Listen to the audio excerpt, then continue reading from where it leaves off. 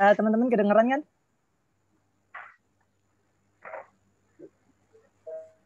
Agak putus tadi ya. Iya. Tadi terakhir.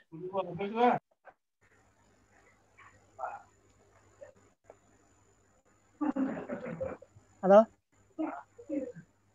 Halo ya. Ya, Sat. Silakan. Oke. Bismillahirrahmanirrahim. Bismillahirrahmanirrahim. La yasrifu su'a illallah. Bismillahirrahmanirrahim. Ma kana min ni'matin faminallahi ta'ala. Assalamualaikum warahmatullahi wabarakatuh. Waalaikumsalam warahmatullahi wabarakatuh. Alhamdulillahirabbil alamin. Wa bihi nasta'in ala umurid dunya waddin. Salatu wassalamu ala asyrafil anbiya'i wal mursalin wa ala alihi wa sahbihi ajmain amma ba'du. Teman-teman yang rahmati Allah Subhanahu wa taala, alhamdulillah puji dan syukur senantiasa kita panjatkan dan kita curahkan kepada Allah Subhanahu wa taala atas segala karunia, nikmatnya, serta diberikannya kita kesempatan dalam melakukan pembelajaran jarak jauh. Tentu sudah seyogianya bagi kita semua bersyukur kepada Allah Subhanahu wa taala. Salawat dan salamnya tak lupa senantiasa kita curahkan kepada baginda Nabi Muhammad sallallahu alaihi wasallam. Allahumma shalli wa sallim wa barik alaihi. Teman-teman yang rahmati Allah Subhanahu wa taala, sebelum saya melakukan presentasi pada malam yang insya Allah diberkahi ini, kita buka terlebih dahulu dengan baca ayat Bismillahirrahmanirrahim. Bismillahirrahmanirrahim. Baik, sebelumnya mohon koreksian dan saya minta maaf juga untuk makalah kurang lengkap dikarenakan satu dan lain hal seperti itu. Namun insya Allah mudah-mudahan sedikit yang akan saya sampaikan, nanti kekurangannya kita lengkapi di pertemuan selanjutnya. Ya, jadi saya selaku kelompok 2 meminta maaf seperti itu. Baik, saya share screen.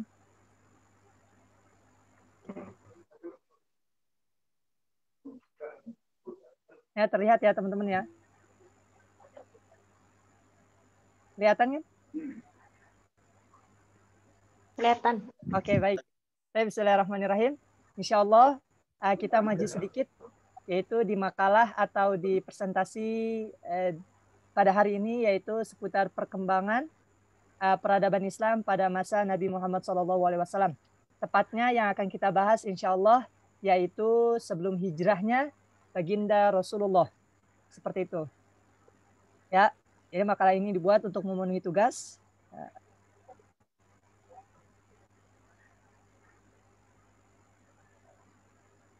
Baik, adapun latar belakang masalah yaitu seputar bahwasanya sejarah maupun peradaban Islam merupakan hal yang penting ya, dan hal yang signifikan, terutama karena keduanya tidak dapat dipisahkan ya, antara sejarah dan peradaban Islam, terutama bagi seorang muslim maupun muslimah, karena sejatinya dengan kita belajar sejarah ya, sedikit kita review yang pertemuan sebelumnya, karena dengan kita mempelajari sejarah dengan baik dan benar, insya Allah itu akan menjadi cerminan ya untuk diambil banyak pelajaran ya, sehingga membenahi atau memperbaiki kekurangan serta kesalahan ya untuk di masa yang akan mendatang, seperti itu. Ya, dan alhamdulillah sejarah Islam itu luas. Ya, Islam itu dimulai dari Rasulullah, kemudian Khulafaur Rasyidin, kemudian dilanjuti oleh daulah-daulah ya, selanjutnya terus ya hingga Islam modern pada saat sekarang, seperti itu. Oleh karenanya kita sebagai seorang muslim sudah sepatutnya dan seharusnya mengetahui atas segala perkembangan sejarah budaya Islam ya, tentu untuk menambah wawasan dan pengetahuan. Adapun di rumusan masalah yang akan kita bahas di perkembangan peradaban Islam sebelum Rasulullah hijrah, yaitu yang pertama, yaitu ayat yang pertama seputar ayat yang menunjukkan pengangkatan baginda Nabi Muhammad SAW. Adapun yang kedua yaitu bagaimana cara dakwah Nabi Muhammad SAW dalam memperjuangkan kota suci Makkah. Ya, kemudian yang ketiga, perbedaan bagaimana beliau memberikan dakwahnya baik itu di Makkah maupun di Madinah. Kemudian yang keempat yaitu ciri-ciri khas yang membedakan antara ayat-ayat yang Makkah dan ayat-ayat yang turun dari Madinah. Ya, adapun yang terakhir yaitu bagaimana strategi Rasulullah atau strategi baginda Nabi Muhammad SAW ketika hijrah ya dari Makkah ke Madinah. Seperti itu. Adapun di rangkaian yang pertama yaitu seputar pengangkatan baginda Nabi Muhammad SAW. Sejatinya Rasulullah ini sebelum beliau diangkat menjadi Rasul, ya Nabi Muhammad sejak kecil ya hingga beliau beranjak dewasa, beliau di kalangan kaum kafir Quraisy memiliki dua gelar besar. Ya, yang pertama yaitu disebut dengan Al-Amin, yaitu orang yang dapat dipercaya. Dan yang kedua As-Shadiq, yang artinya benar. Ya, mengapa dikatakan demikian? Karena salah satunya dikatakan Al-Amin ya karena sudah jelas ya atas apa-apa yang telah beliau ya akhlak yang beliau praktekkan di hadapan kaum kafir Quraisy ya sehingga beliau mendapatkan julukan Al-Amin, orang yang dapat dipercaya. Dan tentunya beliau juga bijak dalam mengambil tindakan, salah satunya ketika melakukan peletakan Hajar Aswad yang mana sempat terjadi kota Ka'bah mengalami kebanjiran sehingga sedikit kerusakan, sehingga batu Hajar Aswad itu mengalami perpindahan tempat, sehingga para pemimpin suku mereka bersikeras untuk mereka mau memindahkan ya. Namun ada salah seorang yang bijak untuk bahwasanya barang siapa yang masuk ke Masjidil Haram pertama kali ketika itu ya maka ia yang diberikan kesempatan untuk memindahkan batu Hajar Aswad. Ya, namun tadi sangka ternyata di hari kemudian ternyata Rasulullah lah orang yang pertama sehingga diberikan kesempatan untuk memindahkan Hajar Aswad. Ya, sehingga orang-orang yang terutama para pemimpin ya kabilah-kabilah atau bani yang ada di kalangan Quraisy ya mereka merasa senang karena yang terpilih itu orang yang dapat dipercaya.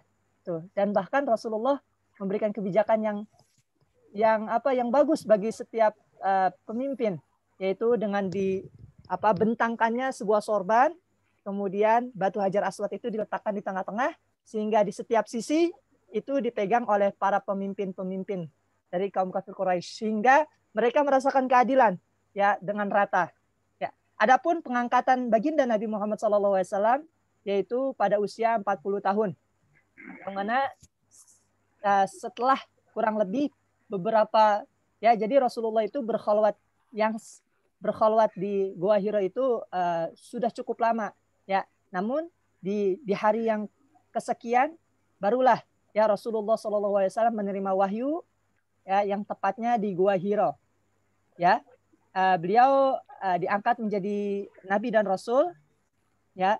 Dan beliaulah pertama kali diangkat menjadi rasul yaitu pada tanggal 17 Ramadan atau bertepatan dengan 6 Agustus 611 Masehi ya. Dan diriwayatkan ya seringkali kita sudah familiar ya bahwasanya ayat pertama yang diturunkan oleh Allah Subhanahu wa taala atau diwahyukan oleh Allah kepada Rasulullah melalui malaikat Jibril yaitu surah Al-Alaq yang mana sebelumnya Rasulullah disuruh membaca. Namun Iqra. Namun Rasulullah ma'ana biqari. Beliau mengatakan bahwasanya beliau tidak bisa membaca. Ya. Karena mengapa? Karena ketika itu Rasulullah itu ummian, yaitu buta huruf. Ya, la ya'riful tidak bisa membaca dan tidak bisa menulis. Seperti itu. Namun malaikat Jibril memaksa kembali dengan mengatakan Iqra, bacalah. Sehingga terjadi 3 kali dan setelah itu Rasulullah mampu membacanya. Ya, yaitu surah Al-Alaq ayat 1 sampai 5. Mungkin bisa dibacakan oleh saudara Chandra. Silakan saudara Chandra.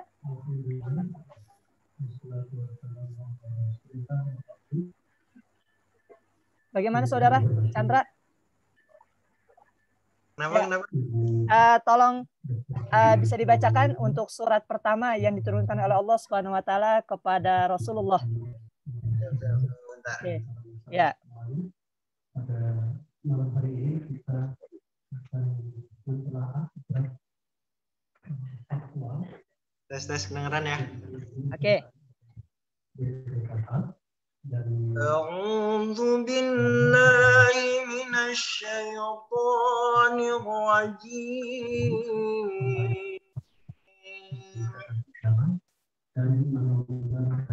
Bismillahirrahmanirrahim. Iqra bismi rabbikal ladzi khalaq. Khalaqal insana min 'alaq. Iqra rabbukal akram. Alladzi 'allama bil qalam. 'Allamal insana.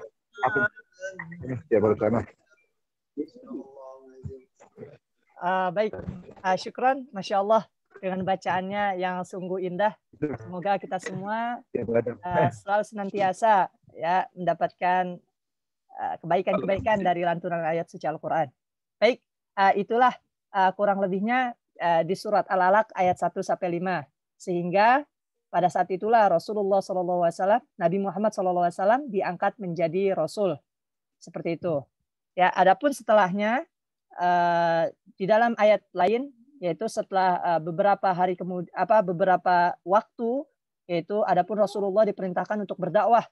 Ya, nah bagaimana cara berdakwah Rasulullah? Ya, adapun cara berdakwah Rasulullah, yaitu untuk pertama kali, untuk di awal Rasulullah berdakwah dengan cara sembunyi-sembunyi. Mengapa demikian? Teman-teman kedengaran ya suara saya? Oke, mengapa demikian? Karena sejatinya Rasulullah intinya beliau belum memiliki kekuatan, ya, karena ya pendamping beliau yang senantiasa membantu yaitu istri beliau, Khadijah, ya, sehingga beliau belum memiliki kekuatan. Perlu adanya dasar terlebih dahulu, yaitu dengan mendakwahkan Islam secara sembunyi-sembunyi kepada kerabatnya, tetangganya, keluarganya, maupun beberapa orang pilihan ya dari kalangan sahabat-sahabat beliau. Ya, oleh karenanya beliau melakukan dakwah itu secara sembunyi-sembunyi kurang lebih selama 3 tahun. Ya, jadi lumayan panjang masanya. Jadi berdakwah kurang lebih selama 3 tahun secara sembunyi-sembunyi, dan alhamdulillah ya setelah selama 3 tahun itu, alhamdulillah ada beberapa sahabat yang masuk ke dalam agama Islam di awal-awal, ya, sehingga mereka dikatakan atau disebut dengan as-sabiqunal awwalun. Ya, mungkin teman-teman juga sering dengar, yaitu yang artinya pemeluk Islam di generasi pertama atau orang-orang yang pertama kali masuk Islam. Ya, masyhurnya seperti itu, familiarnya. Ya, salah satunya Khadijah dari kalangan perempuan, kemudian Ali bin Abi Thalib dari kalangan anak-anak. Ya, kemudian Zaid bin Harisah, Abu Bakar As-Siddiq, dan Ummu Aiman, yaitu pengasuh baginda Rasulullah SAW. Adapun setelah 3 tahun, Rasulullah SAW akhirnya berdakwah secara terang-terangan. Ya, setelah turun ayatnya Al-Quran untuk agar beliau berdakwah secara terang-terangan.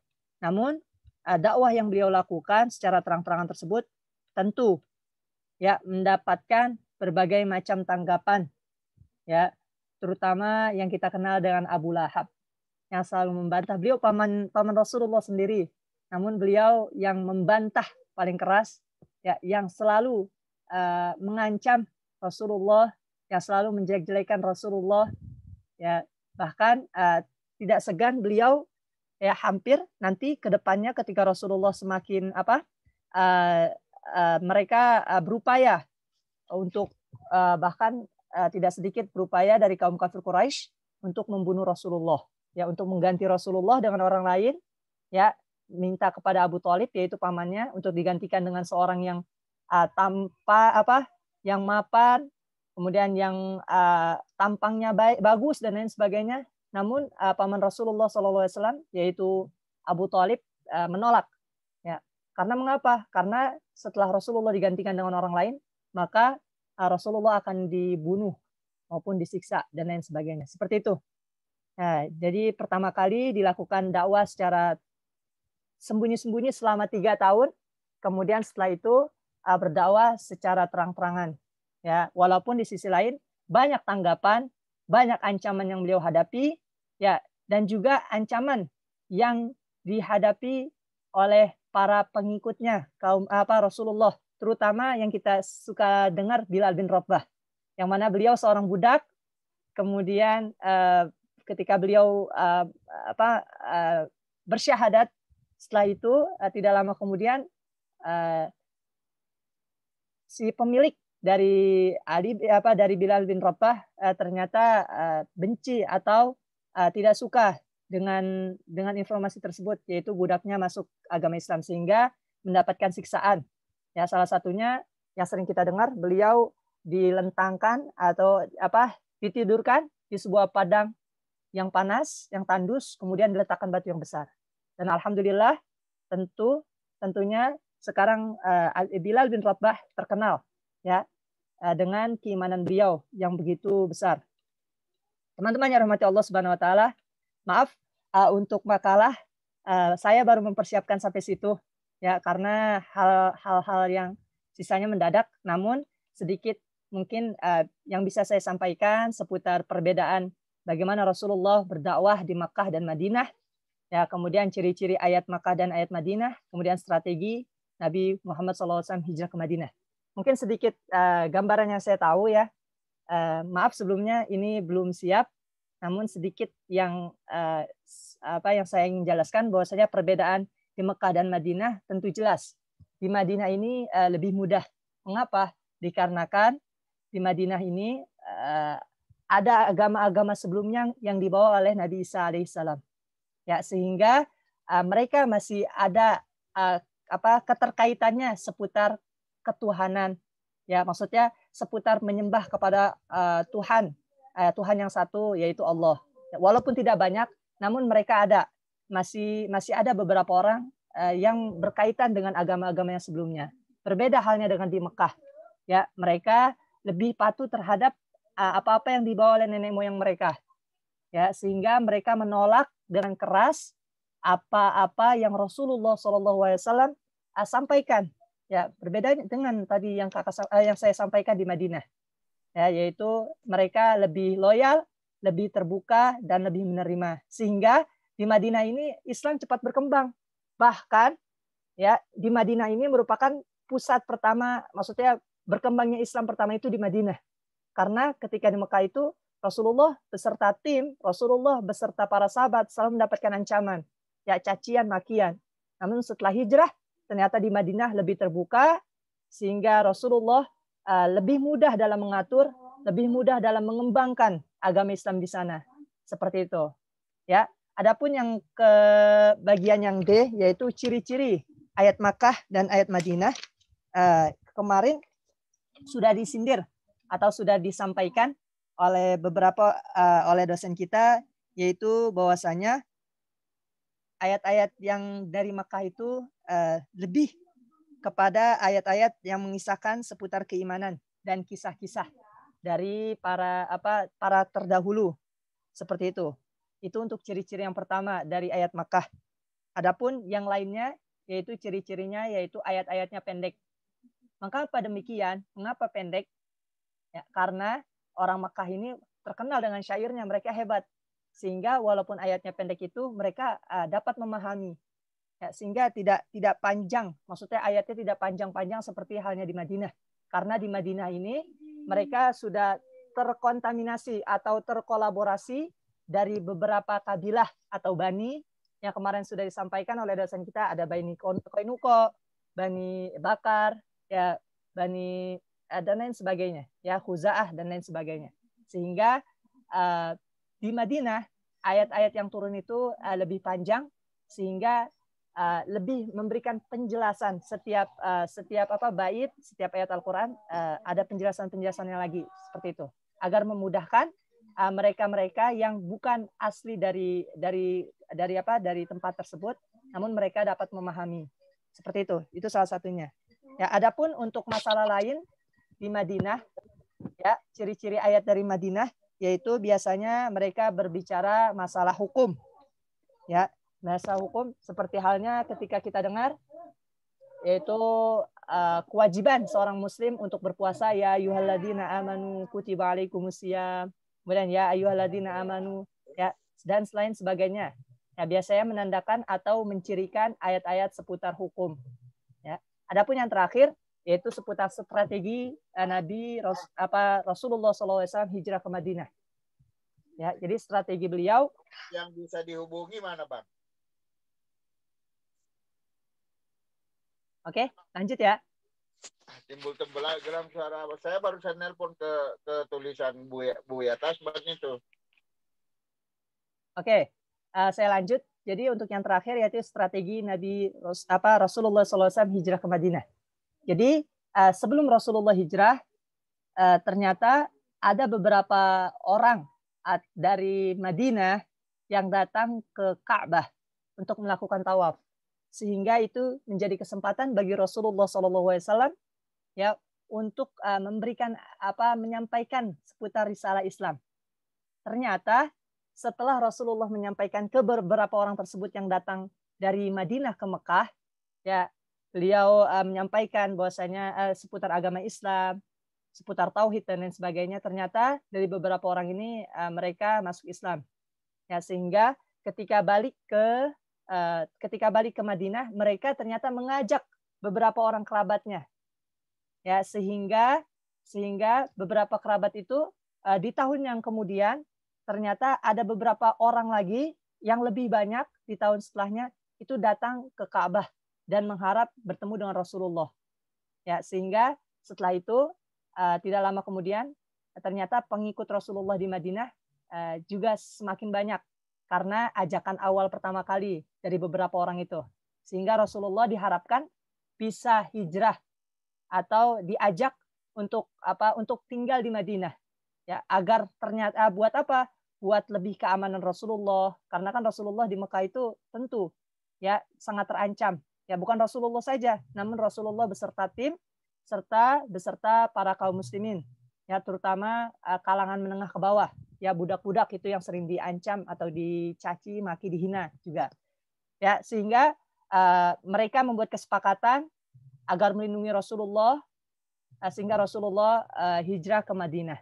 Nah, hijrah inilah menjadi awal mula, ya kita sering dengar ada Masehi, ada hijrah. Nah, hijrah Rasulullah inilah maka sebagai patokan ya bulan Hijriyah yang sering kita sebut tahun Hijriyah.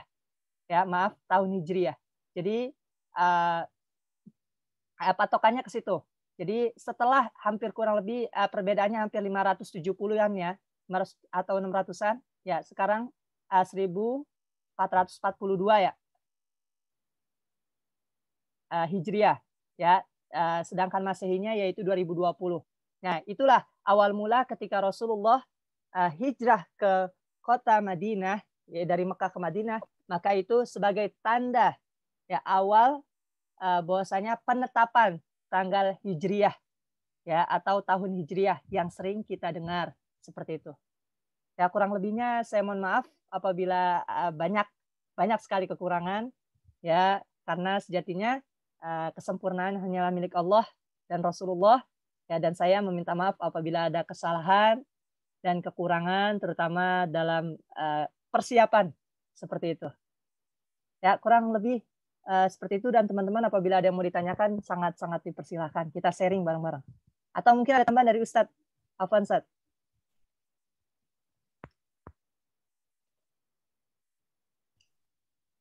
Ini mau nanya. Ahlan, silakan. Bismillahirrahmanirrahim. Saya Budi Chandra, NPM 319108. Ingin bertanya, apa yang melatar belakangi masyarakat Quraisy menolak ajaran yang dibawa oleh Rasulullah SAW? Padahal kan sebelumnya kita ketahui bahwa Rasulullah itu sangat dikenal baik oleh masyarakat Quraisy. Bahkan diberi gelar Al-Amin. Nah, kenapa ketika Rasulullah datang membawa ajaran agama Islam, mereka menolaknya secara mentah-mentah, bahkan sampai membenci Rasulullah, bahkan ingin sampai membunuh Rasulullah. Nah, apa yang melatar belakangi perihal tersebut? Terima kasih. Ada lagi mungkin dari teman-teman yang lain?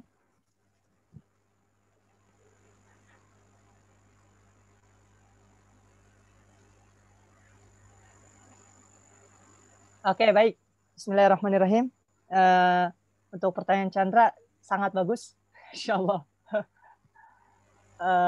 Tadi ya yang sudah sedikit saya sampaikan, ya bahwasanya Rasulullah udah dikenal nih Al-Amin, orang yang dipercaya. Tapi kenapa ketika disampaikan banyak mereka yang menolak, terutama sih untuk masalah utamanya ya yang mungkin pertama gengsi dari kaum kafir Quraisy yang besar. Itu mereka lebih mengutamakan apa-apa yang dibawa oleh nenek moyang mereka untuk menyembah berhala. Tuh, karena itu sudah menjadi tradisi kuat. Dan tentunya ketika mereka untuk melakukan masa transisi seperti itu sungguh lumayan cukup sulit. Ya, ditambah lagi ada seorang provokator, gitu, sehingga mungkin sebagian dari kaum kafir Quraisy yang yang masih labil atau ketika tahu bahwasanya Rasulullah sudah punya catatan baiklah, ya Al-Amin, Masya Allah. Ya, jadi ada yang beberapa yang mau yang mau mengikuti Rasulullah, namun karena ada provokator yang menjelek-jelekan Rasulullah, bahkan menghina Rasulullah, itu salah satu yang membuat banyak kaum kafir Quraisy juga ya menolak akan ajakan Rasulullah, atas ajakan Rasulullah. Seperti itu. Mungkin bisa tambahin dari teman-teman yang lain. Mungkin saya dikit nambahin ya. Ya, untuk nambahin pertanyaan dari saudara Chandra, bahwa ada beberapa faktor sebenarnya yang membuat kenapa orang-orang kafir Quraisy itu menolak ajakan Rasulullah. Ya, faktor pertama adalah di Mekah itu pada saat itu sebenarnya kalau lihat dari nenek moyang orang Mekah itu bukan penyembah berhala.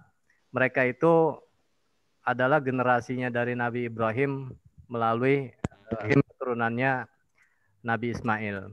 Jadi mereka sebenarnya bukan masyarakat musyrik gitu. Tapi pada saat itu sudah kehidupan penyembahan berhala itu pada saat itu sudah menjadi bisnis. Sehingga kalau sampai seruan Rasulullah untuk menyembah satu Tuhan, itu akan yang menjadi tolak ukur pertama adalah ekonomi mereka. Itu yang pertama. Yang kedua adalah mereka punya saing. Mereka di dalam yang disebut Bani mereka. Mereka itu bersaing antara khususnya itu Bani Makhzum dengan Bani Hashim. Dan pada saat itu Bani Makhzum itu dalam kondisi di atas angin gitu. Dan tiba-tiba dari Bani Hashim ini muncul seorang Rasul. Mereka nggak mau kalah gitu. Mereka nggak mau kalah dalam persaingan klan pada saat itu. Sehingga mau nggak mau mereka harus menolak kenabian Nabi Muhammad. Karena kalau mereka mengakui, mereka kalah di situ. Itu salah faktor-faktor yang dominan mereka itu menolak ajakan Rasulullah. Mungkin seperti itu. Terima kasih. Syukran, jazakallah, insyaallah.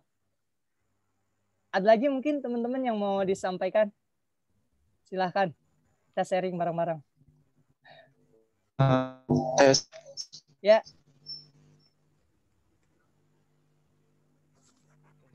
Halo. Mungkin coba Bang Ilyas jauhi dari alat elektronik yang lain gitu, karena ada dengungan-dengungan gitu. Ya, Ya, biasanya karena dekat sama teknologi apa gitu, elektronik apa. Udah, oke. Ya. Masih. Ya, masih. Ada feedback. Ya. Tes. Ya, assalamualaikum warahmatullahi wabarakatuh. Waalaikumsalam warahmatullahi wabarakatuh. Cuma menambah sedikit saja. Dari tadi menyambung dari Pak Naga, langsung dari Aksaman. Kenapa sih gitu kan? Pertanyaannya kenapa kaum Quraisy itu menolak kenabiannya, kerasulannya sebelum diutusnya Nabi Muhammad SAW. Itu para rasul, para nabi itu emang sudah ada penolakan semuanya gitu. Sampai Nabi yang terakhir yaitu Nabi Muhammad SAW. Allahumma sholli wa sallim wa barik alaih. Insyaallah. Ada penolakan tersebut, dan juga bahwa sejarahnya Rasulullah SAW itu diutus yang tadi disampaikan oleh Pak Naga itu emang adanya kesenjangan di antara para kaum yang ada di Ya, terus kaum yang ada di daerah Arab tersebut.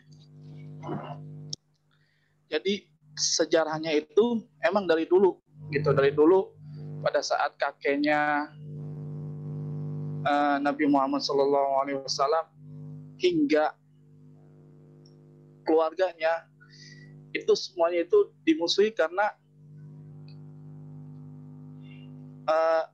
dari segi ekonominya, dari segi kekuatannya, dari segi ibaratnya itu yang punya wilayahnya lah di situ. Makanya mereka segan bagaimana supaya si kaum ini jangan menjadi yang terhebat gitu. Apalagi dengan lahirnya Nabi Muhammad SAW, mereka sangat benci, kan, hingga pamannya sendiri itu Abu Lahab itu sebenarnya dulu dia sangat cinta karena ada bisikan atau